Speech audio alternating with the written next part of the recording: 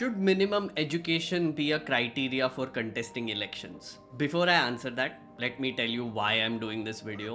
थोड़ा context ले लो. This question has popped up after a recent controversy involving a teacher named Karan Sangwan. During a class on his YouTube channel Legal Pathshala, he said this. लेकिन एक चीज याद रखना, अगली बार जब भी अपना वोट दो, किसी पढ़े लिखे इंसान को अपना वोट देना, ताकि ये सब कुछ दोबारा जीवन में ना झेलना पड़े. ठीक है? ऐसे इंसान को चुने जो पढ़ा लिखा हो, ठीक है, जो समझ सके चीजों को. सिर्फ ऐसे इंसान को ना चुने जिनको सिर्फ बदलना आता हो, नाम चेंज करना आता हो, है ना. मेक योर डिसीजन प्रॉपरली, है ना. Then someone shared this bit on social media and obviously all hell broke loose. Even if he didn't take the name of a politician, he did allude to politicians who change names.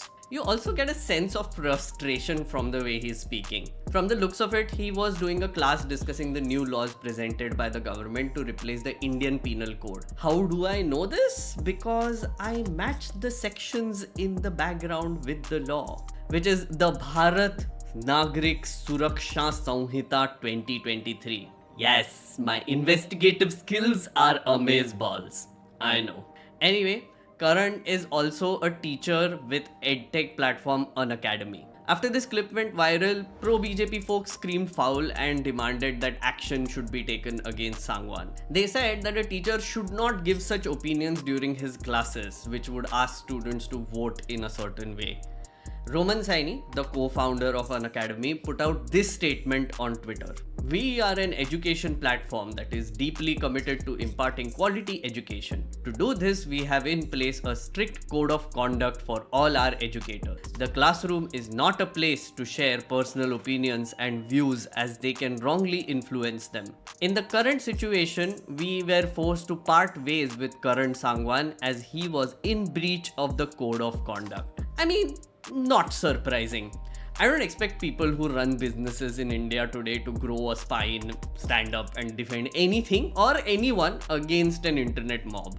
It's just an unreal expectation these days, so let's not go there. So, in short, Karan Sangwan breached the code of conduct of an education platform by asking students to vote for educated leaders.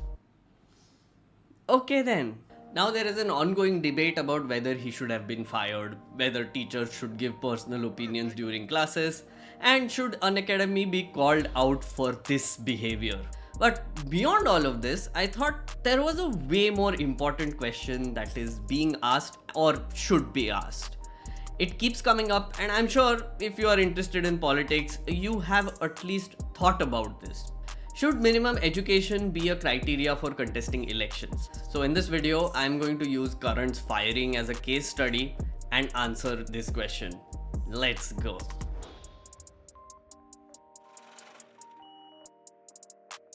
Question number 1. Should we allow only educated leaders to stand for elections? I can ask this in a different way. Should there be a minimum qualification requirement to stand for elections? I can also extend this and ask, should there be a minimum educational qualification requirement to cast your vote? If you ask this question to anyone around you right now, you will get responses like, "Arey, of course, how can illiterate people be expected to rule? They will not understand how to rule and then we will have to suffer." Listen, yeah, I studied and got a degree. I worked hard. Now you're telling me that an 8th pass person will tell me what to do? That's just ridiculous. Just unfair. Unfair. You know, guys, Plato spoke about the philosopher king, a theoretical leader who combines knowledge commitment to the pursuit of truth and the common good and many other positive points. Clearly, a dude from 375 BC foresaw this controversy and sent me to make sense of it. Yeah. No Plato, not going there. No philosopher Meghna, don't do it. Don't go there. Don't bring in Plato into every. Please note that these responses are totally dependent on who you are asking. If you ask a person with a formal degree, they are more likely to think in this direction because they believe that education got them where they are today. They got their jobs because of their education. They worked hard to get that education and they are constantly judged by society based on their degrees. So, by the same logic, everyone should be judged that way. Especially people standing for elections. Why should they be an exception, right? When Karan Sangwan said this to his students, a lot of them would have agreed with him. When the video went viral, a lot of you might have agreed with him. But is it correct? You can look at this in a few different ways. First, think about what education means in the first place. And does this education make a person capable of leadership? Going to college and getting a formal degree with a thappa marking someone educated is the classic way to look at it. But what we often don't consider is whether that education is of any use to you at all in your profession or any work that you do. You may know some Sharma ji ka beta who became a mechanical engineer and then an MBA and then went to work for some investment bank in the US and then travels around the world, posts pictures on Instagram and then you are like, "Arey mere ko bhi aisa life chahiye." But does Sharma ji ka beta's knowledge of how to build a bridge across a river or how to build a combustion engine work and make them better at investing in the US stock market and raking in late stage capitalism money? No, not really. It doesn't. Or Beta ji might have read some books on investing and shit and heard some podcasts to gain knowledge, which got him through the interview and made him an investment banker, and now he is enjoying that sweet, sweet late stage capitalism money. You go, Sharma ji ka beta. Go conquer the world. Go and just take over, I tell you. Very educated you are. Okay, plot twist. Does Betaji's knowledge of how to build a bridge make him a better leader in a place like Nandigram that desperately needs a bridge so that thousands of people can commute to work and school? You know, like NASA returned Mohan Bhargav from Swadesh kind of situation. Betaji sees a kid on the platform giving water, asking for 25 paisa and is like... I will use my knowledge to build a bridge. I am the philosopher king that Nandigram needs. Maybe. You see, context is important. When you think of education, don't just think of official degrees. Throw in some other possibilities in there, like work experience. If a person did their 12th standard, went to JNU, stood for student body elections, became a president, and then successfully did their job of representing their voters, I'd say that is solid work experience to become a future leader. Even if they drop out from JNU and don't actually get a degree, their stint as president counts. They would pick up public speaking and communication skills. They would learn how to organize and bring up issues so that people take notice. They would know what it takes to fight elections and how compromises have to be made. All of these are valuable skills in a leader. Similarly, a school dropout farmer who runs a profitable agriculture business for more than a decade would be a great person to have on a standing committee which is discussing agriculture reforms. Or another dropout who started a business to sell batteries, scaled it up to manufacturing batteries and has been doing it for a while, can be a great person to have in parliament to discuss policies on incentivizing battery operated vehicles. They would have opinions that even formally educated degree holders might not be able to provide because they have lived experiences in these matters. And that shit matters. Okay, side note, there is a possibility that the battery guy might lobby and use his position to draft a policy that personally benefits him and his company too, and that is not cool, but let's not go there right now. Just look up Office of Profit. It is a reason for disqualification of an representative, an elected representative, just saying. Yeah, let's not go there. Anyway, the point I'm trying to make is that having a requirement for a minimal education to fight elections or vote is not okay.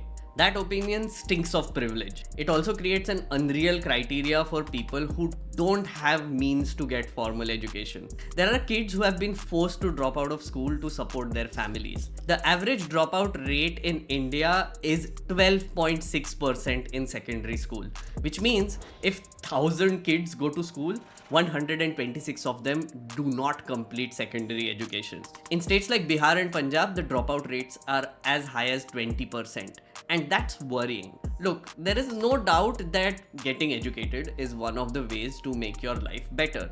Open up opportunities, get a job, become more valuable as a human being. But that logic should not form a criteria to stand for elections. Question 2. Is it wrong to advise people to vote for educated leaders? Karan Sangwan advised his students to vote for educated leaders. You might be doing the same in your family and friend circle. Given what I just told you, are you doing something wrong? No, you really aren't. Asking people to vote for educated leaders is a personal opinion, and that is absolutely fine. You can simply choose not to listen to it. When people go to vote, they have many criteria in their head. Voter brains are like a sponge. Political parties keep trying to pour different colored liquids on these sponges. On voting day, the color of the sponge might be orange or blue or green or some other color. Or it might just be blank. 10 seconds before voting, the sponge might randomly become green using the tried and tested method of eeny, meeny, miny, mo, who should I vote for? So I'm voting for Binodiwalia from the Pyramid Party of India. Yes, go Binod, all in support Binod. Yes, voting choices can be absolutely random as well. But the voters might also consider stuff like this. Will this party give me ration? Will this party protect me from that other evil religion which I have been indoctrinated to hate? Is this candidate from my biradari and caste? Oh, I saw this fellow the other day in my gully. He lives close by and same locality. I think I should vote for him. Does this candidate have criminal cases? Oh, this hospital which is named after this candidate's family gave my partner free treatment. That has to count, no? Yeah, should vote. There is this awful gang in my area that is a menace. Will this leader get rid of the gang and ensure law and order? If yes, then I should vote for them. See? So much criteria. Does education fit in anywhere here? Mostly, no. Should it fit in somewhere here? Actually, yes. If you want education to be your criteria for voting, please make it one. But lawfully making it so and asking everyone else to also keep it as a criteria is not a good idea. If you are picking a leader, wouldn't your primary criteria be that this person understands you and your community? An elected representative should know what issues people are facing and understand the community they serve. They should also have a plan on how to solve problems and communicate effectively with you, the voter. That counts big time. I would say a lot more than their formal education. It's really that simple. Question number 3. Is it wrong for a teacher to give personal opinions during a class? No, it isn't. I don't know about you, but I feel personal opinions and out of syllabus anecdotes make the course material more relatable. Go back to your school. I'm sure you had one favorite teacher whose class you enjoyed a lot. Why did you enjoy that class? For me, it was my history teacher back in 8th standard. When she was teaching us World War II and the Holocaust, she spent a lot of time talking about the atrocities committed by Hitler. She also told us about Anne Frank and recommended we read The Diary of a Young Girl and discuss it in class. She didn't need to do this. The school history book was just drab text giving facts. So she made it human. It left an impression on students like me. I read Anne Frank's diary and I do believe it made me a better person, a more empathetic person. You see, education doesn't just mean schooling. Its objective is to create better, more empathetic and kinder human beings as well. At a young, impressionable age, it is actually a teacher's job to make their students smarter and kinder. Drab theory does not do that. An effective teacher would use opinion and anecdotes to drive a point through, communicate it in such a way that it relates to the real world. But this can be tricky territory. My teacher could have done something else. She could have recommended MS Golwalkar's Bunch of Thoughts instead and hammered divisive ideology into my young brain. At that age, I wouldn't know the difference and wouldn't really know what she was doing. So, while it's okay for teachers to give opinions, it's also important for them to be challenged from time to time. Kids should be encouraged to ask questions and recognize opinion when they encounter it. While teaching and giving opinions, the teacher also needs to be fair.